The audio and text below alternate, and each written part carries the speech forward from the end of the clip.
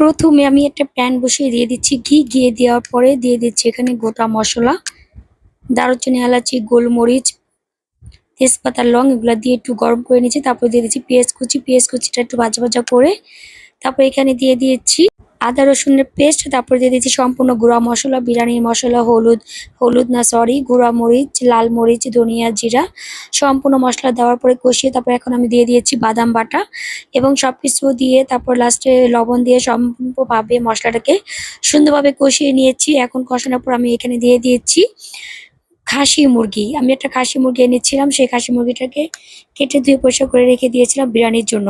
অনেক সময় দেখি বিয়ে বাড়িতে এই খাসি মুরগিটা দিয়ে তেহারি পাক করে, ভীষণ ভালো লাগে বাবুর্চিদের হাতে। আমি ঠিক সেম বাবুর্চিদের মতো রান্না ট্রাই করেছি, আলহামদুলিল্লাহ ভীষণ ভালো হয়েছিল। যতটা সুন্দরভাবে কষানো হবে পোলাওটা ততটাই ঝরঝরে হবে। দেখতে পাচ্ছেন মাশাআল্লাহ কতটা লোভনীয় লাগছে, কালারটা কতটা সুন্দর হয়েছে। আর অবশ্যই আপনি এখানে টমেটো সসটা ইউজ করবেন, তাহলে সুন্দর একটা কালার পাবেন। মাশাআল্লাহ দেখতে পাচ্ছেন কতটা লোভনীয় হয়েছে, খেতেও ভীষণ ভালো হয়েছিল। সবাই ভালো থাকবেন, সবার জন্য অনেক অনেক ভালোবাসা এবং শুভকামনা রইল।